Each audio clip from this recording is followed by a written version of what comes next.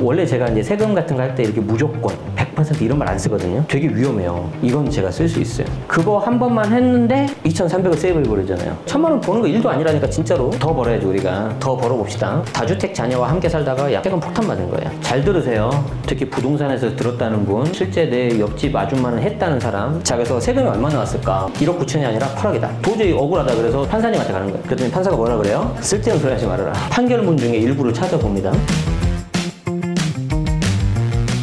이제 요런 게 중요해요. 공동명의. 양도세 하나만 보면 무조건 공동이 유리합니다. 원래 제가 이제 세금 같은 거 할 때 이렇게 무조건 100% 이런 말 안 쓰거든요. 되게 위험해요. 이건 제가 쓸 수 있어요. 이 파란색 집을 단독명의, 예를 들어 남편 단독이라고 해봅시다. 취득가 5억에 사는데 양도가가 10억이 됐어요. 5년 거주 보유했는데. 그러면 이제 계산 과정이 이렇게 돼 있는데, 양도세 계산하는 거는 양도가에서 취득가를 빼고 필요경비를 빼면 양도 차익이 나오고요. 양도 차익에서 3년 이상 오래 가지고 있으면은 장기부 특별공제라고 하는데 10%라고 했었잖아요. 5년이니까 1년에 2%씩 해가지고. 그럼 이 10%가 양도 차익의 10% 4,900을 빼주는 거예요. 그럼 소득금액 4억 4,100이 나오는데 기본공제는 누구나 250만 원씩을 빼줍니다. 아까 나왔죠? 과표. 과표에 적용되는 세율은 표에 딱 정해져 있어요. 그래서 이때 세율은 40%고 누진공제 2,594를 빼야지 정확한 계산이 나온다. 그러면은 1억 5천 정도가 나와요. 여기에 10% 지방소득세가 붙어가지고 1억 6,500 정도 나올 거예요, 세금이. 그러니까 여러분들은 외우시는 게 좋다. 5억 정도가 올라가잖아요, 주택이. 그럼 세금 한 1억 5천 나온다고 생각하시면 돼요. 그러면 3억 정도 오르면요,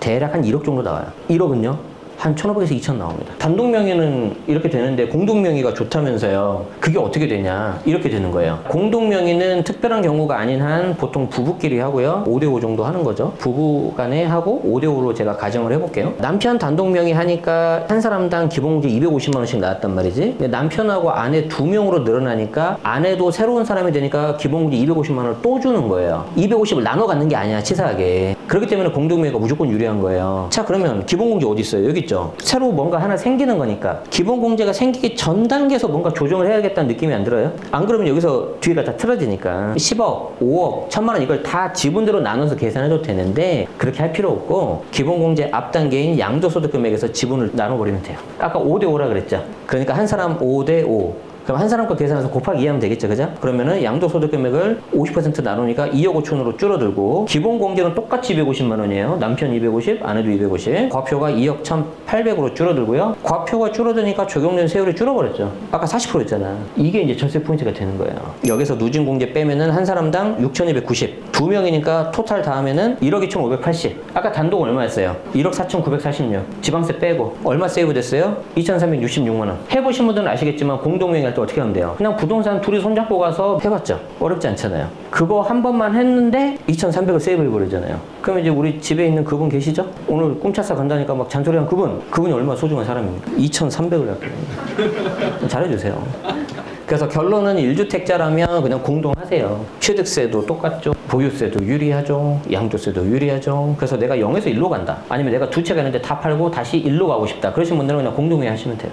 그게 제일 좋다. 제가 말했잖아요. 1,000만 원 버는 거 1도 아니라니까 진짜로. 더 벌어야지 우리가. 자, 이제 더 벌어봅시다. 양도세, 여기 비과세에 대한 건데, 여러분들이 제일 좋아하는 게 양도세 비과세. 그리고 이 양도세 비과세는 생각보다 종류가 많아요. 근데 가장 기본이 되는 게 1세대 1주택 비과세. 많이 들어봤죠? 1세대가 국내에서 1주택을 가지고 있고 2년 이상 보유하면 되는데, 만약 취득 당시 조정 대상 지역에 있으면 2년 더 줘야 된다. 이거 알고 계시죠? 12억 이하면은 세금 하나도 안 내고요. 한 푼도 안 내요. 양도가가 12억을 넘었다? 그러면 12억 초과로 돼서는 세금 조금 나옵니다. 근데 얼마 안 나와. 그래서 무조건 비과세를 받는 게 좋은데, 문제는 이거예요. 이게 작년 1월 15일, 나 날짜도 다 외웠어요. 다주택 자녀와 함께 살다가 세금 폭탄 받은 거예요. 그래서 법원이 과세 정당하다. 자, 잘 들으세요. 특히 부동산에서 들었다는 분, 그리고 실제 내 옆집 아줌마는 했다는 사람. 주인공이 A씨인데요. 이 A씨가 있고 요 파란색 집을 하나 가지고 있어요. 2012년에 서초에서 삽니다. 2012년 서울 서초 분위기 좋아 안 좋아요? 안 좋아요. 2008년 서브프라임, 2010년 금융위기, 시장 망가지면서 2014, 15까지 계속 망가졌었어요. 근데 사놓고 보니까 좋잖아요. 서초구의 중심지를 좀 싸게 살 수 있으니까. 그래서 좋은 건 어떻게 해야 돼요? 가족한테도 알려줘야죠. 둘째 아들이에요. 2015년, 2018년에 서초구 오피스텔을 사게 만들어요. 주거용 오피스텔. 주거용으로 해야지 전세 나가지고 투자금을 줄이니까. 소위 말해서 갭 투자를 한 거지. 그런데 잘 봐요. 이게 핵심이에요. 주민등록상 세대 분리는 해놨어요. 근데 실제로는 같이 살았어요. 아까 제가 양도세는 주민등록만 보는 게 아니라 같이 사는지 안 사는지 본다고 했죠. 자, 일단 궁금할 거예요. 아니, 그 굉장히 개인적인 건데 국세청에서 어떻게 하냐. 이따 보여드릴게요. 그건 일단 우린 이론상 같이 살면 돼, 안 돼? 안 되죠. 근데 같이 살았어요. 그럼 빨간색으로 딱 묶여버려요. 주택 몇 개예요? 이거 누가 알아요? 이 사람은 알죠. 이 사람도 알고. 자, 1세대가 몇 주택이어야 돼? 1주택이죠. 근데 아까 몇 주택이었어요? 그럼 비과세 돼, 안 돼? 안 되죠. 1억 9천을 신고합니다. 양도세 1억 9천. 이상하죠? 왜 비과세인데 1억 9천이지? 고가주택이라서 고가주택. 여기. 지금은 12억인데 그 당시에는 9억이었어요. 9억. 2019년. 초과된 부분에서 세금 1억 9천 나온 거 보니까 제가 대충 역산해 보면 한 20억 정도 될 것 같아요. 그리고 이걸 언제 팝니까? 19년도에 팔아요. 3월 달에. 어쨌든 이분은 투자도 잘하셨지만 세금에 대해서 잘 아신 것 같아. 그래서 딱 정말 베스트 타이밍에 팔았다. 그런데 여기서 실수했다. 그게 뭐다? 요거. 그러면 이제 과세 당국이 이상한 거예요. 형식상으로는 세대 분리인데 실제 생계는 같이 살고 있어요.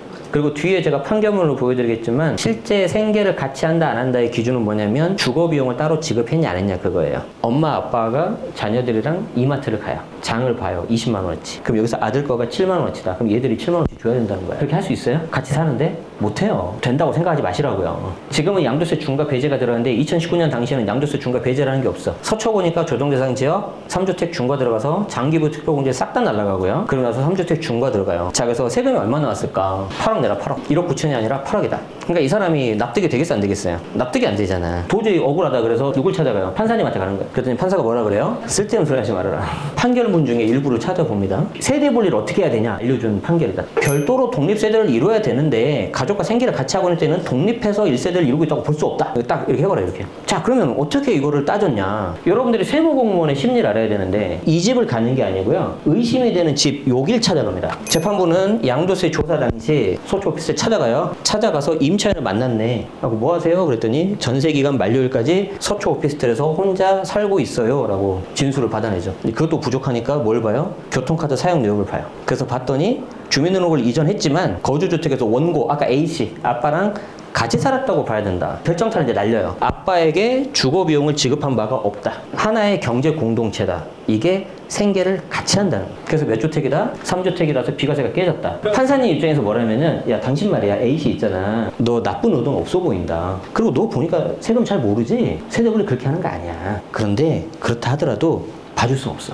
그러니까 어떻게 돼? 8억 내 이거예요. 세대 분리는 꼭 주민등록표 분리하셔야 되고요. 실제 생계 다르게 하셔야 되고요. 자녀를 내보내는데 그 자녀가 그냥 나가면 안 되고요. 세대를 구성할 수 있는 능력이 있어야 돼요. 그래서 여러분들이 증여한다고 일찍 막 하죠. 미성년자 대학생들한테. 그렇게 꼭 좋은 건 아니라는 거야. 여러분들 비과세가 날아가 버려요. 잘못하면. 그럼 이거 언제 해야 됩니까? 양도하기 전에 해야 되는데 일주일이냐 한 달이냐 뭐 45일이냐 그런 거 없어요. 그게 있으면 다 그때 하지. 세무 공무원 분들이 추징해야 되는 금액들이 다 있어요. 저가 주택이라든지 빌라 같은 거 보면 몇백치를 봐야 되잖아. 그러면 야근해야 되겠죠. 정시 퇴근이 안 돼요. 그거 어떻게 하는 거예요? 이런 것만 보는 거예요. 그래서 규제지역, 고가주택 이런 거 먼저 들여다봐요. 원래 우리 세법은 어떤 정부든지 간에 2주택부터는 투기세로 봐가지고 비과세 안 해줘요. 그래서 1주택만 비과세를 해주고 부득이한 케이스로 2주택이 된 경우가 있겠죠. 그 경우에는 일부 가능한 예외가 있어요. 이 일부 가능한 예외를 여러분들이 알아야지 돈이 된다. 그게 뭐냐면 이사, 혼인, 봉양, 상속 이렇게 대표적으로 4가지가 있어요. 이 4개 중에서도 이사만 좀 보자. 여기에 여러분들이 하나만 외우면 돼. 그 하나가 뭐냐면 A주택을 사고 나서 1년 뒤에 B를 사야 되는 거야. 연속해서 사면 투기수로 보겠다는 거예요. 그래서 1년이 지나고 나서 B를 사시고 B를 취득하고 나서 3년 안에만 A를 팔면 비과세가 돼버려요. 이게 단데 대신에 뭘 알아야 되냐면 매도하는 이 A주택은 1세대 1주택 비과세 요건을 갖춰야 돼. 1년 후에 취득해야 되니까 1후 줄여서 말 줄여서. 그리고 얘는 2년 이상 보유해야 되니까 2보. 만약에 A가 취득상시 조정했으면 2년 거주해야 되는 거고요. 그리고 3년 안에 팔아야 되니까 3매. 요게 좀 외우시면 좋아요.